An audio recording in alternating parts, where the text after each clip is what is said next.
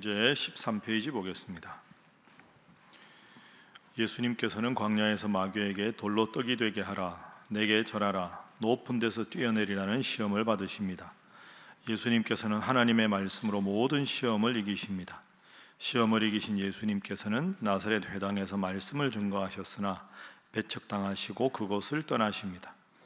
이후 갈릴리 가버나움에 오셔서 귀신 들린 자와 베드로의 장모와 온갖 병자들을 고치시고 갈릴리 여러 회당에서 전도하시면서 하나님 나라의 복음을 증거하십니다. 오늘 누가복음 4장은 이제 예수님의 사역이 본격적으로 시작됩니다. 마귀에게 시험을 받으시는 것부터 해서 말씀을 전파하시고 또 가르치시고 또 모든 병자들을 고치시는 그런 사역들이 소개가 되고 있습니다. 자, 먼저 1절 2절 말씀 보겠습니다. 4장 1절 2절 자, 함께 읽어봅니다. 시작. 예수께서 성령의 충만함을 입어 요단강에서 돌아오사 광야에서 40일 동안 성령에게 이끌리시며 마귀에게 시험을 받으시더라. 이 모든 날에 아무것도 잡수시지 아니하시니 날수가 다함에 줄이신지라. 아멘. 광야에서 40일 동안 기도하시는 상황에서 시험을 받으십니다. 우리가 잘 아는 세 가지 종류의 시험입니다. 돌이 떡이 되게 하라, 나에게 경배하라, 그리고 성전 꼭대기에서 뛰어내리라. 내가 그렇게 하나님의 아들이고 위대하면 아버지 하나님이라는 분이 너를 지키지 않겠느냐, 이런 시험을 당하십니다. 그런데 여러분 1절 2절을 다시 한번 잘 주목해 보십시오. 예수께서 성령의 충만함을 입어 요단강에서 돌아오사 광야에서 40일 동안 성령에게 이끌리시며 마귀에게 시험을 받으십니다. 우리는 2절은 쉽게 기억합니다. 예수님이 마귀에게 시험을 받으셨다. 근데 그 앞에 중요한 게 있습니다. 성령에게 이끌리시며 마귀에게 시험을 받았다. 여러분, 시험이 없는 사람, 유혹이 없는 사람은 없습니다. 아무리 성령이 충만해도 유혹을 받습니다. 예수님이 잘못이 있어서 유혹을 받으시고 죄가 있어서 유혹을 받으신 게 아닙니다. 살아있으면 유혹은 받습니다. 그런데 1절에 성령에게 이끌려셔서 가셨는데도 마귀에게 시험을 받습니다. 그럼 1절과 2절을 정확하게 읽으면 성령이 충만하면 성령의 충만으로 유혹을 이길 수 있고, 성령이 충만하지 않으면 유혹에 당해서 우리는 마귀의 원하는 일을 하게 되는 겁니다. 그러면 목사님, 성령이 충만하면 그냥 마귀가 아예 곁으로 안 오면 되지 않습니까? 그렇지 않습니다. 여러분, 이런 말이 있죠. 죽은 적군에게는 총알을 소비하지 않는다. 적군이 보고 죽어 있으면 총을 쏘지 않습니다. 살아 있으면 총알을 쏘는 겁니다. 마귀는 우리가 영적으로 완전히 죽어 있으면 시험조차 하지 않습니다. 이미 자기의 프로니까. 그러니까 여러분이 믿음 생활 하다가 자꾸 나한테 시험이 닥친다, 유혹이 온다, 내가 하나님 믿는데 자꾸 어려움이 생긴다, 이러면 하나님을 믿는데 왜 내 인생이 힘듭니까가 아니라 생각을 바꾸셔야 합니다. 내가 하나님 앞에 바로 서려고 하니까 마귀가 자꾸 집요하게 나를 공격하는구나. 역설적으로 그것은 내가 하나님 앞에 바로 서려고 노력하기 때문에 마귀가 공격하는 겁니다. 나는 아무런 공격이 없다. 그럼 공격이 없는 게 아니고요, 마귀의 공격인 줄도 모르고 마귀의 포로가 되어 있는 영적인 무기력의 상태인 겁니다. 그럼 우리가 해야 될 기도는 성령이 충만해서 마귀의 시험을 이기는 것이지, 시험이 없게 해달라는 기도는 애초부터 잘못된 겁니다. 왜? 예수님도 시험을 받으셨으니까. 그래서 오늘 첫 번째 기도 제목은 성령의 충만으로 유혹을 이기게 하소서 하는 것입니다. 성령의 충만으로 유혹을 이기게 하소서. 어려움이 생긴다, 유혹이 온다, 힘든 일이 있다, 그건 내가 하나님 앞에 살아있다는 증거다. 그럴 때마다 성령 하나님께 충만해서, 오늘 예수님 보십시오. 1절 제일 먼저 시작이 성령의 충만함입니다. 성령의 충만함, 성령에게 이끌리시며 마귀에게 시험을 받았다. 그러니까 예수님이 이길 수가 있었습니다. 여러분 새벽마다 말씀 붙잡고 기도하셔서 성령의 충만으로 여러분에게 닥치는 모든 시험과 유혹을 이기시기를 주님 이름으로 축복합니다. 자, 그러면 예수님께서 당하신 시험이 무엇인가 보겠습니다. 세 가지 시험입니다. 3절에 보면 40일간 예수님 줄이셨으니까 돌이 떡이 되게 하라. 물질적인 유혹이죠. 예수님께서 4절에 사람이 떡으로만 살 것이 아니라 하나님의 입에서 나오는 모든 말씀으로 산다. 유혹을 이기셨습니다. 두 번째 유혹은 이제 그 다른 복음서하고 순서가 다른데요. 5절에 보면 성전 꼭대기에 올라가서 7절에 나한테 절하라. 다 주겠다. 그러니까 예수님께서 주 하나님만 경배하라. 이 유혹을 이기십니다. 그리고 세 번째로는 9절에 꼭대기에서 뛰어내려라. 성전 꼭대기에서 뛰어내리면 10절 보십시오. 하나님이 너를 위하여 그 사자들을 명하사 너를 지키게 하시리라. 손으로 너를 받들어 내 발이 돌에 부딪히지 않게 하시리라 하니까 예수님께서 12절에 주 너의 하나님을 시험하지 말라 이렇게 말씀하셨습니다.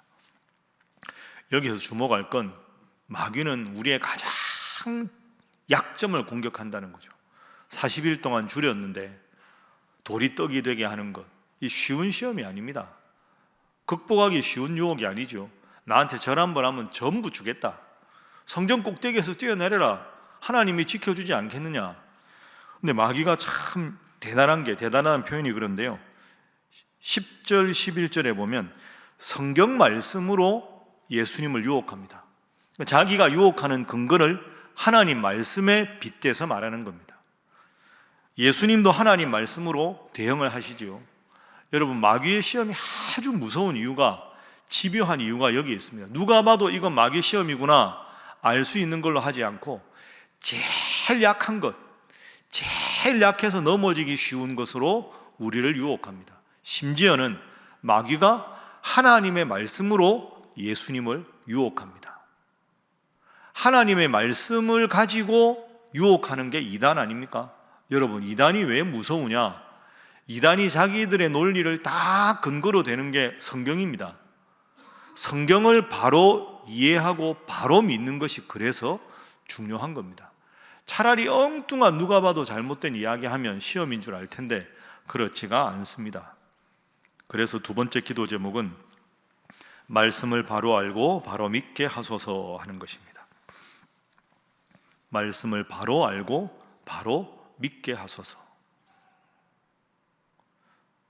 말씀을 가지고 도구로 예수님을 유혹한다. 이게 얼마나 생각하면 생각할수록 무서운 일입니까? 제가 여러 번 말씀드렸는데요. 그래서 우리 주위에 이단들이 많죠. 뭐 하나님의 교회도 있고 신천지도 있고 보면 교주가 신학교를 제대로 나온 교주가 별로 없습니다. 뭐 자기가 대단하다고 하는데 성경을 보면 전혀 엉뚱하게 잘못 해석합니다. 그런데 문제는 제가 여러분들을 무시하는 게 아니라 평신도들이 그 논리를 자꾸 듣다 보면 그게 맞는 줄 압니다. 그러니까 여러분, 신학교를 나온 것, 바른 신학을 가르치는 신학교에서 공부를 하고 목사가 되는 게 정말 중요합니다. 그게 잘못되면 말씀을 가지고 마귀가 예수님을 유혹했다. 얼마나 이게 집요하고 무서운 생각입니까? 우리가 하루에 한 장씩 말씀과 함께를 읽고 3년에 1독을 하고 말씀과 함께로 헌금을 해서 선교하고 이웃을 돕고, 이게 여러분의 영적인 기초 생활에 너무나도 중요합니다. 처음에 제가 교회에 왔을 때 시중에 나와 있는 큐티집 많이 있죠. 그거 하는 거 나쁜 거 아닙니다. 괜찮습니다. 그러나 그 큐티집을 쓰는 학생들이 주로 신학생들입니다. 제 제자들 중에서도 그거 집필하는 학생들이 있거든요. 그 학생들을 무시하는 게 아니라 그것에 대한 해석이 얼마나 바르냐, 그건 또 다른 문제입니다. 제일 좋은 건 그런 분들을 제가 무시하는 게 아니라 말씀을 읽고 그 말씀의 뜻을 정확하게 풀고 그 말씀을 붙잡고 기도하는 것보다 좋은 일이 없습니다. 여러분이 이만큼 하나님 앞에 버틸 수 있는 이유도 새벽 기도의 말씀인 줄로 믿습니다. 말씀을 읽는다고 다 바르게 해석하는 게 아닙니다. 말씀을 제대로 읽고 제대로 해석하고 그 해석된 말씀을 붙잡고 기도해서 그 어떤 유혹도, 그 어떤 시험도 이겨내는 여러분 되시기를 주님 이름으로 축복합니다. 자, 그렇게 시험을 이기신 후에 예수님이 이제 사역을 시작하십니다. 14절부터 오늘 44절까지 예수님이 쭉 사역을 하시는데요, 이 모든 사역은 앞으로도 세 가지 범주로 딱 나눌 수 있습니다. 자, 먼저 15절 보시면 15절 함께 읽어봅니다. 시작. 친히 그 여러 회당에서 가르치심에 무사람에게 칭송을 받으시더라. 아멘. 첫 번째 사역은 가르치신다 하는 겁니다. 하나님의 말씀에 대해서, 구약의 말씀에 대해서 가르치신다. 예수님의 3대 사역이 있는데요, 첫 번째 사역은 가르치셨다 하는 거고, 두 번째 사역은 마지막 44절 보겠습니다. 44절, 자, 함께 읽어봅니다. 시작. 갈릴리 여러 회당에서 전도하시더라. 아멘. 따라합니다. 전도하시더라. 그러니까 첫 번째 사역은 말씀에 대해서 바른 말씀을 가르치신 것, 두 번째는 예수님 믿지 않는 사람들에게 천국 복음을 전해서 주님 믿는 사람으로 만드시는 것, 그러니까 가르치시는 사역과 전도, 전파하시는 사역, 이 두 사역. 그리고 마지막 세 번째 사역은 38절부터 41절에 보면 예수님께서 회당에 계실 때 시몬의 장모를 낫게 하셨습니다. 40절에 보면 온갖 병자들을 다 고치셨습니다. 40절에 고치시니 하는 표현이 나오죠. 고치셨다. 따라합니다. 고치셨다. 예수님의 3대 사역은 가르치시고 전도하시고 고치시고, 이 세 가지 사역입니다. 그럼 오늘 우리 교회가, 신일교회가 해야 될 일이 뭐냐? 이 세 가지입니다. 예수님 사역을 본받아서 말씀에 대해서 바르게 가르쳐서 여러분들이 온전한 신앙인으로 되게 하고, 우리가 새가족 초청잔치도 하고 여름에 물놀이도 하고 또 80주년 행사를 기획하고, 이 모든 것은 궁극적인 목적은 하나입니다. 믿지 않는 이웃들을 전도해서 그들로 하여금 하나님의 자녀가 되는 것, 전파하고 전도하는 것. 그 다음에 내가 육체적으로 허약할 때, 그리고 영적으로 허약할 때 하나님 앞에 온전히 치유받는 것. 가르치시고 전파하시고 치유하시고, 이 예수님의 모범을 따라서 이 세 가지를 어떻게 잘 할 수 있을까 하는 것이 제가 담임 목사로서 늘 기도해야 되는 제목이고, 여러분들도 집중해야 되는 제목입니다. 그래서 신일교회, 어떤 교회냐? 말씀을 잘 읽고 바로 가르치는 교회, 영혼과 육체가 온전히 회복되는 교회, 그리고 주님 믿지 않는 이웃들에게 끊임없이 선항을 행하고 구제하고 선교사님들을 위해서 열심히 도와서 많은 이들이 주님께 돌아오는 교회, 그게 하나님께서 기뻐하시는 교회가 아니겠습니까? 세 번째 기도 제목은 주님을 본받는 교회가 되게 하소서 하는 것입니다. 주님을 본받는 교회가 되게 하소서. 그래서 다들 한국 교회가 어렵다, 교회가 옛날 같지 않다, 교인 수가 준다, 예산이 줄었다, 그게 본질이 아닙니다. 왜 교인들이 적게 오느냐? 그게 본질이 아니고요. 교회 예산이 준다, 그게 본질이 아닙니다. 우리 교회는 작년보다 더 여러분들이 열심히 헌신하셔서 헌금도 다 늘었습니다. 계속 잘 되고 있습니다. 근데 저는 솔직히 그거에 별로 관심이 없습니다. 재정이 얼마나 늘었느냐, 교인이 늘었느냐가 아니라, 우리의 가장 중요한 관심은 우리가 예수님처럼 말씀을 잘 가르치느냐, 영과 육이 회복되느냐, 치유가 되느냐, 그리고 예수님의 말씀을, 천국 복음을 얼마나 열심히 전하느냐. 이 본질에 힘쓰면, 여러분들도 이 본질에 힘쓰면 하나님께서 여러분의 삶에 부흥을 주시고 우리 교회의 부흥을 선물로 주실 줄로 믿습니다.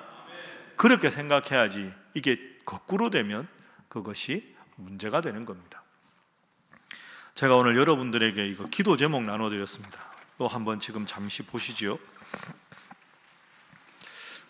벌써 어젯밤이죠. 이게 갑자기 대통령께서 이 비상계엄을 선포하고 또 5시간 반 만에 계엄이 해제되고 했지만, 앞으로 이 나라가 어떻게 갈지, 이 위정자들이 어떤 방향을 선택하고 국민들이 어떻게 될지, 이 북녘의 이 관계, 그 다음에 트럼프 대통령 당선, 하나도 쉬운 일이 없습니다.